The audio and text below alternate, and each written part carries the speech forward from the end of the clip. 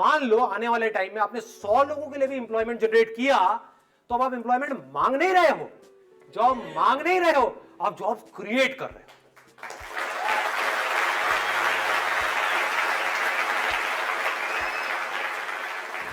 ऐसे भी तो लोग होने चाहिए ना, जो जॉब्स क्रिएट करने के बारे में सोचे, दिमाग लगाएं कि मैं जॉब्स क्रिएट कैसे कर सकता हूं, अपने आप को इतना स्ट्रांग कैसे बना सकता हूं। तो ये मेरा मिशन है कि आप ही में से निकल करके कुछ लोग तेजी से आगे बढ़ जाएं, तेजी से सक्सेसफुल हो पाए, कुछ ऐसा कर पाए कि वो सिर्फ अपनी प्रॉब्लम सॉल्व ना करें बल्कि इस कंट्री की भी प्रॉब्लम्स को सॉल्व कर दें।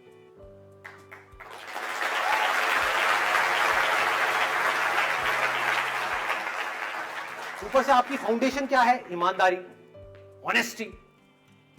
सिर्फ लिखने के लिए नहीं, honesty is the best policy. Actual में honesty, excellence, sharing, most important sharing. फिर मैं अकेला नहीं होऊंगा, मेरे जैसे लाखों लोग होंगे इंडिया में अलग अलग फील्ड में, और सबकी जिंदगी का सिर्फ एक ही मकसद होगा कि मुझे लाइफ में सक्सेसफुल होना है और फिर इस सक्सेस को किसी भी तरह से लोगों के साथ में शेयर करना है, किसी भी तरह से लोगों को भी सक्सेसफुल बनने का मौका देना है। इंडिया में कितने बच्चे हैं छोटे छोटे? बहुत है। उन बच्चों को खिलौने चाहिए खेलने के लिए? नहीं चाहिए? यस और नो? यस। इससे आसान कोई काम हो सकता है? खिलौनों की दुकान खोल दो, बन जाओ जुगाड़ू, अगर बन सकते हो तो। देखो अब इसको थोड़ा सा 10 मिनट के अंदर टच करते हैं। देखो, अरबपति बनने वाले हो खिलौनों की दुकान से।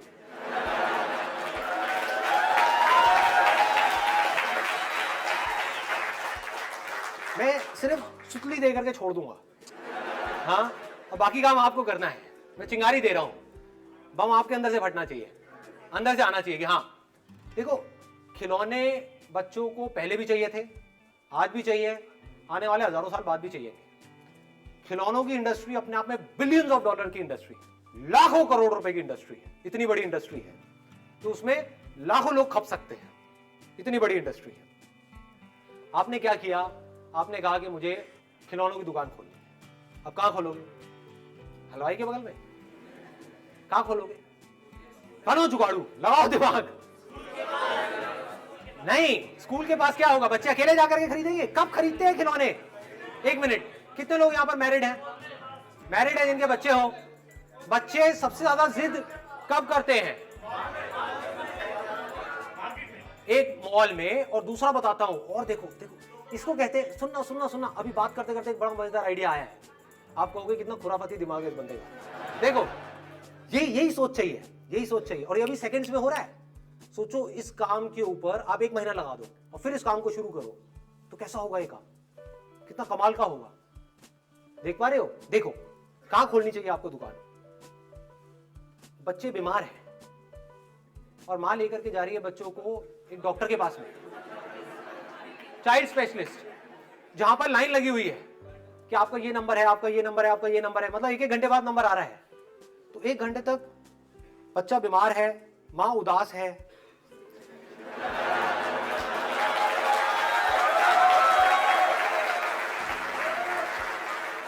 मां चाहती है कुछ देर के लिए बच्चा अपने दर्द को भूल जाए, बच्चा खुश हो जाए। बच्चा खुश होता है खिलौनों से, खिलौनों की दुकान है जस्ट उसके सामने। सोचो क्या होगा।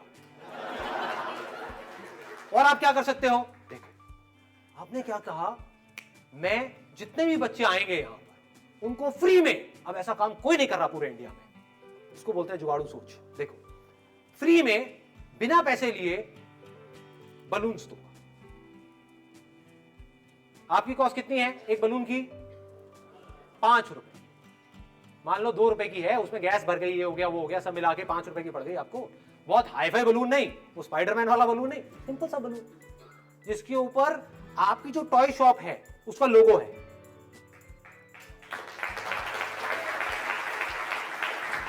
और अगर एक बच्चे को फ्री में बलून मिल गया, तो अगर आप बच्चे हो या थोड़ी देर के लिए बच्चे बन के सोच सको मेरी इस बात को, तो आपको समझने में टाइम नहीं लगेगा कि बच्चों को फ्री की चीजें कितनी अच्छी लगती है। माँ बाप को भी अच्छी लगती है, सबको अच्छी लगती है। अब आपने क्या किया? 5-5 रुपए के 100 बलून्स फ्री में बांट दिए। आपका कितना लगा? 500 रुपए। उसमें से मान लो सिर्फ 20 लोगों ने आपसे टॉयज खरीदे और हर टॉय में आपको 200 रुपए का मार्जिन मिला, कितना कमाया आपने? 4000 रुपए। लगाया कितना था? 500 रुपए। लगाया 500 रुपए, कमाया कितना? 4000 रुपए। कुछ भी गलत किया आपने किसी के साथ? यस और नो? ईमानदारी से, तरीके से, एक दिन में अगर आपने 20 टॉयज भी इस तरीके से बेचे, फ्री के गुब्बारे बांट करके, तो आपने एक दिन में 4000 रुपए कमा लिए। महीने का कितना हुआ? फिर 1,20,000 पे पहुंच गए। कितना टाइम लगेगा इस पूरी प्रोसेस में? बहुत टाइम लगेगा। मान लो 1 साल लग जाएगा, 2 साल लग जाएगा, 3 साल लग जाएंगे, तभी बुरा है क्या? अब इसमें आगे दिमाग लगाओ, इस काम को आगे बढ़ाने की कोई लिमिट है? यस और नो? नो। आप अपनी टॉय शॉप को कितना बड़ा कर सकते हो? शुरू में आपने रेंट पे छोटी सी दुकान ली, और लोग करते भी हैं। आंख खोल करके देखो अपने आसपास में एरिया में लोग कैसे ग्रो करते हैं। करते हैं नहीं करते हैं? एक दुकान खोलते हैं जो छोटी सी होती है। आई एम 100% श्योर आपको भी ऐसी बहुत सारी दुकानों के बारे में पता होगा। फिर उसके साथ वाली भी ले ली, फिर वो भी ले ली, वो भी ले ली, वो भी, बड़ी सी दुकान होगी। ऐसी दुकान चलता है? टॉय शॉप चल पड़ी, उसके बाद में धीरे धीरे बड़ा कर लो, उसके बाद में कितनी भी टॉय शॉप्स खोलो। क्या टॉयज को आप सिर्फ ऑफलाइन ही बेच सकते हो? ऑनलाइन नहीं बेच सकते? एक बार आपकी दुकान आ गई तो कहीं भी बेचो। ऑनलाइन कितने टॉयज बिक सकते हैं? कोई लिमिट है? कोई लिमिट नहीं है। अब ये कैसे बिकते हैं? देखो एक बात और ध्यान से समझो, यहां पर एक और चीज, बहुत बड़ा सीक्रेट है, बहुत कम लोगों को समझ आती है। आपने क्या किया? एक टॉय शॉप खोली और अपनी पसंद के टॉयज ला करके वहां पे भर दिए, क्या होगा? बंद हो जाएगी बड़ी जल्दी, गारंटेड बंद होगी। अभी बैठ करके रहोगे कि यार ये संदीप ने आइडिया दिया टॉय शॉप का, फेल हो गया। समझो पहले मैं क्या कह रहा हूं। टॉय शॉप आपने खोली, उससे पहले आपने क्या किया? रिसर्च किया, रियलिटी के बेस पे, इमेजिनेशन के बेस पे नहीं। क्या है रियलिटी? आपकी दुकान तब चलेगी जब आपकी दुकान में वो टॉयज हो जो उन बच्चों को पसंद है जो उस एरिया में रहते हैं जिस एरिया में आपकी दुकान है। समझ आ रही है बात? हर एरिया के हिसाब से बच्चों की जो पसंद है वो भी अलग अलग है, depending upon the paying capacity of the parents. 80-20 का एक रूल है जो गोल्डन रूल ऑफ मार्केटिंग बोलते हैं, जिसको 80% जो रेवेन्यूज आते हैं किसी भी बिजनेस में, 80% जो रेवेन्यू जनरेट होता है किसी भी बिजनेस में, वो होता है 20% प्रोडक्ट से।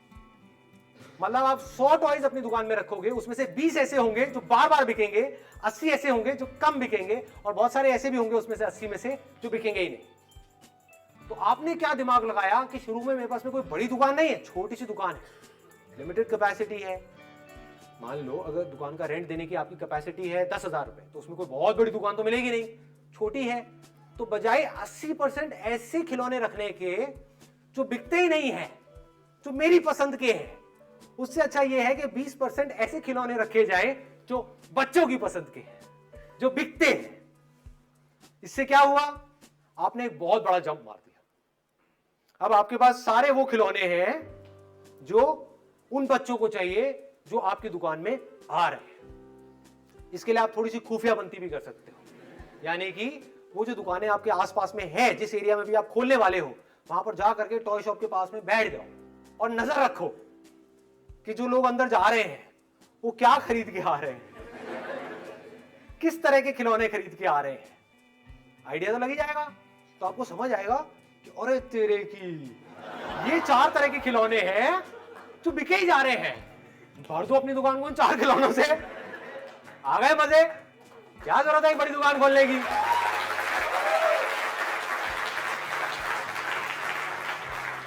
This is called smart work. समझना होता है कि सामने वाले को क्या चाहिए। ये कब समझ सकते हो? जब आप रियलिटी से जुड़ते चले जाओगे, उस रियलिटी से पॉसिबिलिटीज निकालोगे, ना कि पॉसिबिलिटीज में उलझे रहोगे। ये होगा, वो होगा, वो हो जाएगा, सब कुछ हो जाएगा। रियलिटी को समझो, एज इट इज देखो, चीजों को सिंपल कर दो, कॉम्प्लिकेटेड मत करो। मैंने कुछ कॉम्प्लिकेटेड करी यहां पर या सिंपल करी है?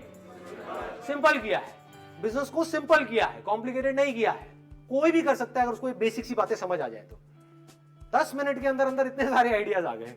सोचो अगर आप इसको आराम से बैठ करके सोचो, इसके ऊपर काम करो। अपने दोस्तों के साथ भी बैठो जो थोड़े से जुगाड़ू है, उनके साथ बैठो और बोलो चल यार बैठते हैं, मजे करते हैं, आइडियाज दे और मैं क्या कर सकता हूं। और क्या कर, वहां से आइडियाज आएंगे, अभी क्या कर सकता हूं, इसमें हमेशा याद रखना, this is the most important thing. अभी क्या कर सकता हूं, 10 साल बाद नहीं। लोग वहां फंस जाते हैं, जब तेरा ये हो जाएगा तब वो हो जाएगा, तब हो जाएगा। अभी क्या है, अभी इमीडिएटली मेरे हाथ में कितना पैसा है, मान लो 5 लाख रुपए है, तो उसको यहां लगाऊं या यहां लगाऊं, और अगर यहां लगाऊं और मान लो 1 साल तक कुछ भी नहीं हुआ, तो क्या मेरे पास में उसके बाद भी इतना पैसा है कि मैं आराम से उस दुकान को 2 साल तक चला सकूं? अगर है तो आपकी दुकान कभी बंद नहीं होगी।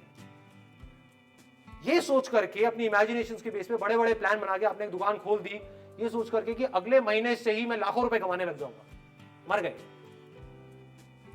आपने क्या किया, एक रियलिस्टिक प्लान बनाया, यहां पर प्लानिंग आ गई। प्लान क्या है, अब इसमें भी कुछ रॉकेट साइंस नहीं है, सिंपल सा प्लान है। मेरे हाथ में 5 लाख रुपए है, अभी भी आप बजटिंग करते ही हो, हर चीज जो भी खरीदनी होती है उसकी बजटिंग करते हो, प्लान करते हो कि इतना पैसा यहां जाएगा, इतना यहां, इतना यहां, ऐसी इसमें प्लानिंग है। तो रॉकेट साइंस थोड़ी है, सिंपल सी प्लानिंग है कि अगर वर्स्ट केस सिनेरियो क्या है, बेस्ट केस तो समझ आता है जो मैंने बोला है, लाखों रुपए, करोड़ों रुपए, अरबों रुपए, ये बेस्ट केस सिनेरियो है, उसको छोड़ो। वो देखना इसलिए जरूरी है कि कहीं आप ऐसे किसी काम में जाकर के ना फंस जाओ जिसमें कोई पोटेंशियल ही नहीं है, इसलिए वो भी देखना जरूरी है कि वो काम कोई टेम्पररी काम है या परमानेंट काम है। तो आपने पॉसिबिलिटीज को देखा, फिर रियलिटी के ऊपर काम करते चले, इसको आपने पक्का कर दिया, हर तरफ से अपने प्लान को स्ट्रॉन्ग कर दिया। बेस्ट केस सिनेरियो ये है कि 3 महीने के अंदर अंदर मेरी दुकान चल पड़ेगी। वर्स्ट केस सिनेरियो क्या है, 3 साल के अंदर अंदर दुकान चल पड़ेगी। वर्स्ट केस सिनेरियो, मैं अगर अपना काम अच्छे से करता रहा तो 3 साल तक कितना पैसा चाहिए सर्वाइव करने के लिए, क्या वो मेरे पास में है? हाँ है, हो गया काम। अगर इस तरह से आप चले तो दुनिया की कोई ताकत आपको हरा नहीं सकती। सोचो ये जो मैं बोल रहा हूं ये रियलिटी में हो जाए, और होना ही है, होना ही है। जितना कन्विक्शन के साथ मैं बोल रहा हूं ऐसा हो ही नहीं सकता ना हो। कोई मरा हुआ आदमी होगा जिसके अंदर मेरी बातें नहीं जा रही होंगी, जिंदा आदमी होगा तो उसके तो दिल चीर करके अंदर तक जाएंगी ये बातें। जा रही हैं? यस और नो? हाँ, अब जब ये अंदर गई तो एक बीज चला गया ना अंदर, आज नहीं तो कल इसने पेड़ बनना ही बनना है, आपने सक्सेसफुल होना ही होना है।